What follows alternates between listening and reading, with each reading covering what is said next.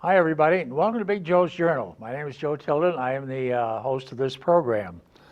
Well, football season is over, so we're here in the 3rd of February, 2020, and on top of the heap, the Kansas City Chiefs. It's their first Super Bowl title since 1970. In other words, they went 50 years, and on the 100th anniversary of the National Football League, they are numero uno. The last time they won a Super Bowl, this was their 3rd Super Bowl trip. I don't know how many of you are still alive that can remember Bowl 1, when the National Football League was the Premier League, and the new league, called the American Football League, was known on the sports pages as the Almost Football League. And Kansas City won the title that year, and they played Green Bay, and Green Bay beat them. And the final score was 35-14. Now, there used to be a variety show on CBS, Channel 3, Saturday night for the Super Bowl, Jackie Gleason. And Jackie Gleason always would conclude his show by making a prediction on Sunday's football games. And he was the one that I believe made popular the phrase, the Almost Football League. And he predicted a blowout by Green Bay. And he predicted the final score would be something like 56-7. Well, it was 35-14, Green Bay won. Super Bowl II, Oakland won the Almost Football League. And they played Green Bay again. Green Bay beat Oakland, I think it was 33-10, if I remember correctly. The 3rd, Super Bowl III, it wasn't called a Super Bowl yet. But the 3rd game was played in Miami. And a coach by the name of Weeb Ewbank had coached the Baltimore Colts, and the Colts had fired him. Well, the Colts, of course, now the Indianapolis Colts. And a startup team called the New York Titans, they changed their name to the Jets, hired Weeb Ewbank as their coach. Well, as it turns out, the Colts were coached by Don Shula, had replaced Weeb Ewbank. And the Colts won the NFC. So the final game, they hadn't adopted the name Super Bowl as yet, was going to have the New York Jets against the Baltimore Colts. And the Jets had a quarterback by the name of Joe Namath. They also had adopted a wide receiver named Don Maynard, and a running back by the name of Smoles. Well, Joe Namath, of course, as you know, predicted that this was going to be a huge upset. The Jets were going to win. Nobody believed him. And the Colts didn't believe him. They didn't really take it serious. Well, as you know, as history shows, the Jets won it 16-7. Weeb Ewbank had his revenge on a team that had fired him when he upset him in the Super Bowl, 16-7. The Jets did it with a very, very steady ground game. And they ate up a lot of the clock, 1 touchdown, 3 field goals, held Baltimore to 1 touchdown.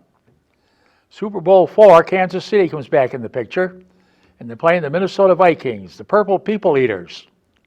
That's what the Vikings call themselves. They had a huge defensive line.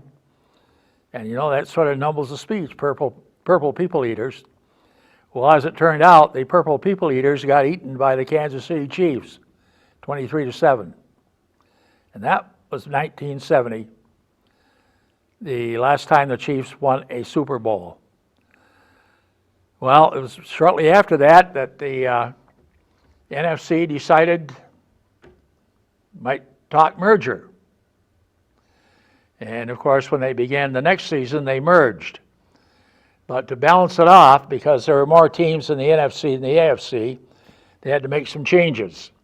Some of the AFC teams had gone belly up, financially, because in the battle of dollars and cents, it was the NFC that was making the money. So they made some changes, and some of the NFC teams went over into they called it the National Football League, and they changed the names to National Football Conference and American Football Conference. And the teams who were already in the American Football Conference stayed there. And the teams they picked up were, surprisingly, the Baltimore Colts were switched over to the American Football Conference. The Pittsburgh Steelers went over. And I'm trying to think of the third team that was in the NFC and went over. Seattle was in the AFC, and they came back over to the NFC in a swap there. And Cleveland, which had been the what they call the All-American Conference that went out of business in 1950, and they were absorbed into the NFC. They were transferred over to the AFC, which gives us the alignment that we have today. San Francisco was originally in the American Football Conference, and they came over to the National Football Conference, so they would have a balance. Well, to make a long story short, of course, Super Bowl 54, Kansas City goes back for the third trip to the Super Bowl, first time in 50 years. San Francisco hadn't been in the Super Bowl for a while. Their overall record was 5-1 in Super Bowl history. Their only loss, by the way, was to the former Cleveland Browns, who are now known as the Baltimore Ravens. And that was their only Super Bowl loss up until this year. They'd won 5 in a row. They beat Cincinnati twice. They beat San Diego, Denver, and Miami for their 5 wins. And had they won, they would have had 6 Super Bowl victories, which would have tied them with the Patriots and the Pittsburgh Steelers. The Patriots not only tied for the most wins in Super Bowl history, they also have a record, and they're tied with Denver on this, for the most losses. Both have lost 5 Super Bowls. So that's rather interesting. But at any rate, the football season is now officially over, and the Kansas City Chiefs are on top. And I think this year it showed that there's a new generation of football players and quarterbacks coming up. That the days of Tom Brady and Rodgers out at Green Bay and Ryan down at Atlanta, their era is probably, they're long in the tooth, and their era is probably coming to an end. And so you're going to have these new guys like Jimmy Garoppolo from San Francisco, this kid from Kansas City, and a young quarterback down at Dallas as Dallas tries to rebuild. The New York Giants with young Jones as their new quarterback. So the younger generation, the older generation moves on and turns everything over to the youngsters just coming up. So we remember the Kansas City Chiefs. They're a powerhouse. They're a young team. They're going to be a powerhouse. They're going to be around for a lot of years to come. This was only their 3rd Super Bowl appearance, but they're going to be a lot more. And there are some teams that have never gone to the Super Bowl, like the Detroit Lions. They've never gone to the Super Bowl. Jacksonville's never gone to the Super Bowl. And there are a number, not that many, but I think there's one other team that's never been to a Super Bowl, and I can't think what it is right now. But anyway, so much for the NFL. They've had a great season. They probably are the most popular sport in America right now, certainly replacing baseball, although baseball still claims the title of America's game. But, times are changing, and people look at things a little different. They see things a little different. Well, this week is a tremendous week, politically speaking, and also a great week in the history and the direction that this country is going to go. In Washington today, both sides are wrapping up their arguments on whether or not the president has been impeached, but whether or not he should be acquitted. Well, it's pretty obvious he committed crimes I mean, all testimony and everything else, and despite his lies, well, I didn't know this one, I didn't know that one. When you have pictures of him shaking hands with them and having lunch with these guys, and an individual makes $1 million contribution to his inaugural, and Trump says, well, I didn't know him, I really don't know him. Well, of course he did, he knew him. And there's all kinds of proof that he did and that he's lying. And of course, he's got his crackpot lawyer there, Rudy Giuliani, who's nuttier than a fruitcake. I should say nuttier than a squirrel with fleas, as his top legal attorney. But today, the legal sides wrap up their arguments. Tomorrow, the senators, various senators, will try to explain to their constituents why they are voting and how. That'll take place Tuesday and Wednesday, and then probably late Wednesday, they will vote. And of course, the Senate, controlled by another two-bit gangster, Mitch McConnell, a horse's ass from Kentucky, will find him, will not vote to boot him out of office. So Trump will have another false tale to brag about, that he was acquitted and so forth. And the voters will have to do the job in November. And if you go to the polls and people turn out, people who sat on their hands in 2016, get out and vote, we'll clean the swamp. Right now, Trump talked about cleaning the swamp, and what he did was brought in a lot of rot and a lot of scoundrels and a lot of unspeakable people.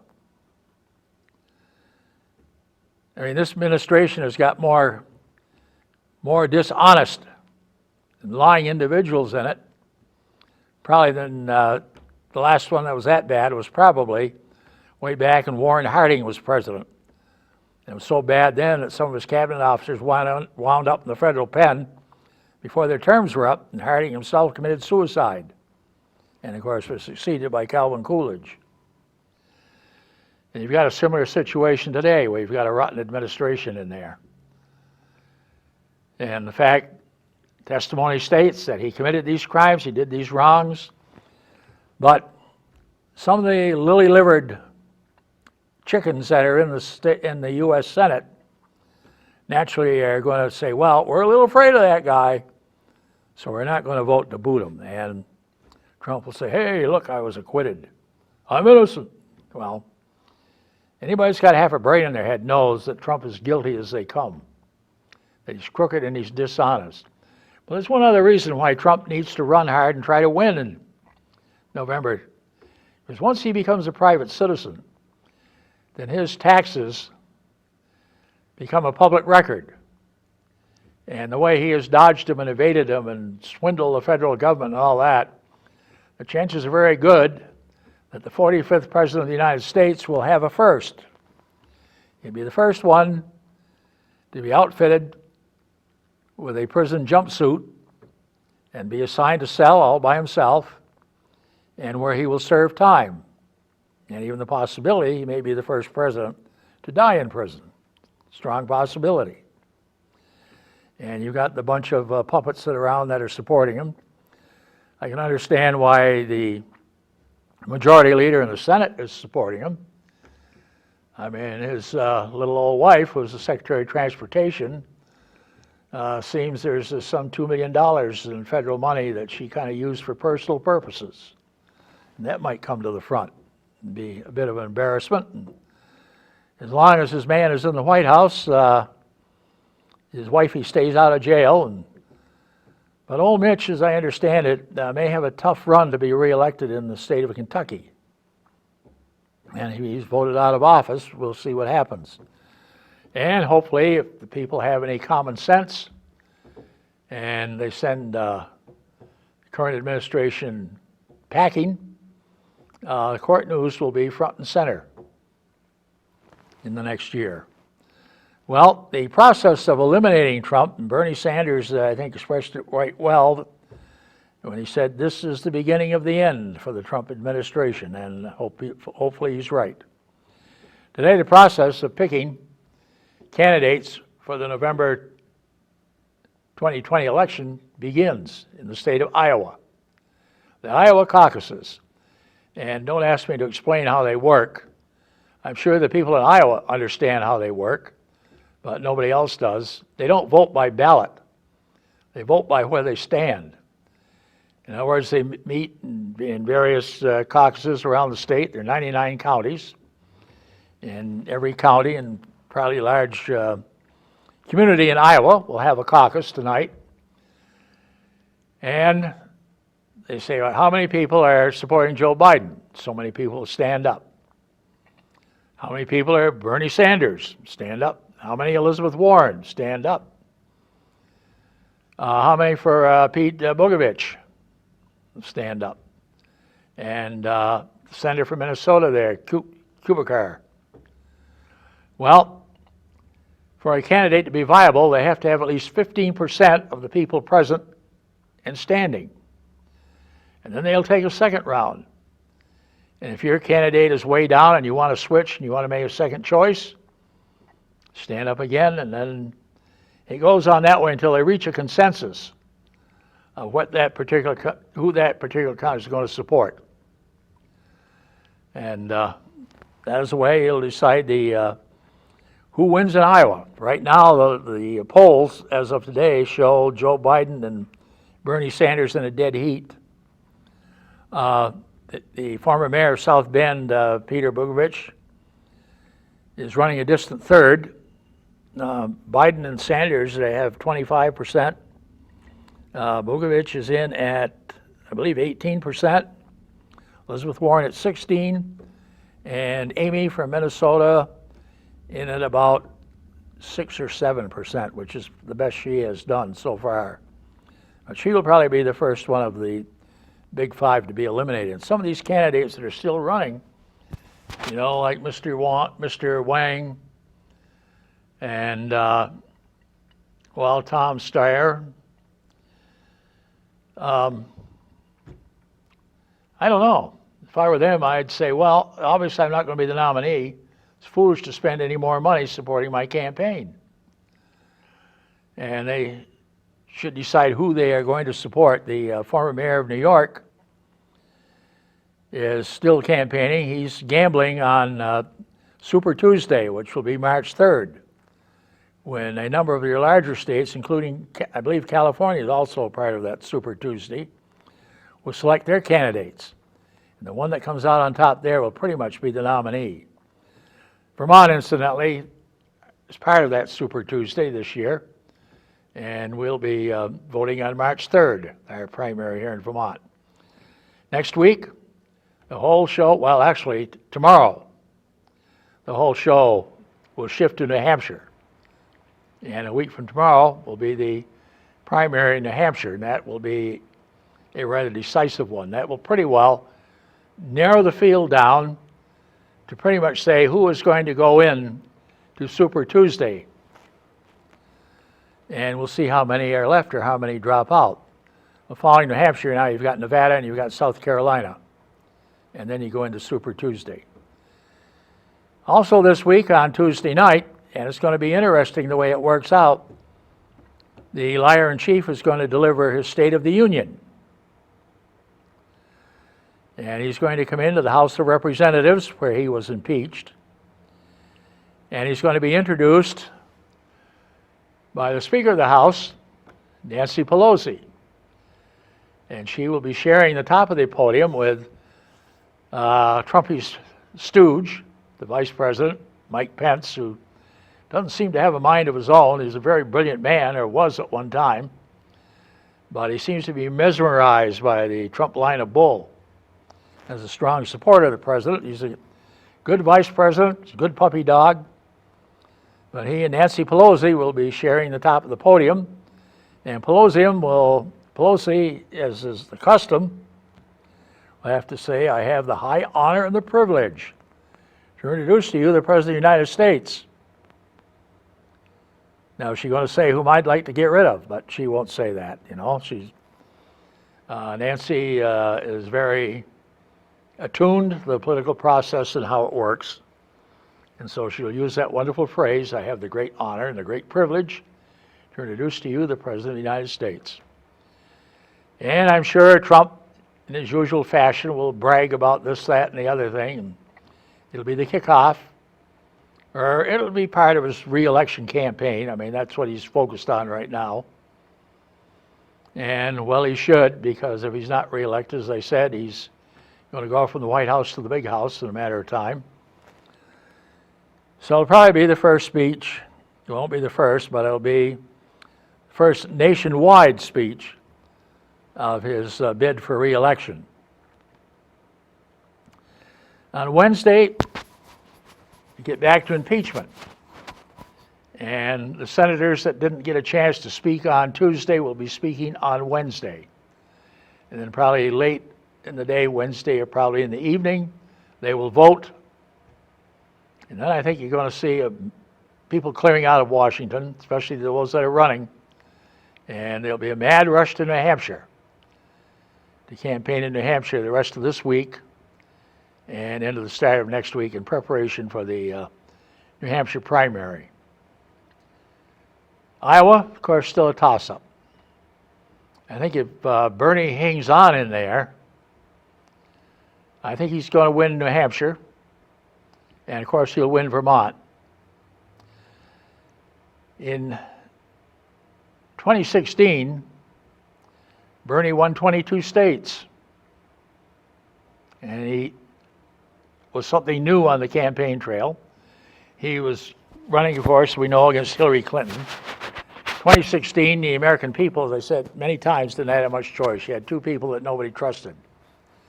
And I think what helped Bernie was the fact that he was running against Hillary, and people said, well, we can't trust Hillary, but we think we can trust Bernie. And I think that had a lot to do with his momentum and why he picked up those 22 states. I think as this election goes on, I've always felt that Bernie and Elizabeth Warren would eliminate each other. And I think Bernie is going to eliminate her and continue on in the race. I think Bernie will be in it right to the end. I say he and Joe Biden are probably going to wind up battling out to the end. And of course, the national convention for the Democrats this year is in Milwaukee. And unfortunately, and it has been the last few years, before the parties go into convention, they know who their candidates are going to be. And many times they also know what the ticket is going to be, and it's just a formality of approving the ticket.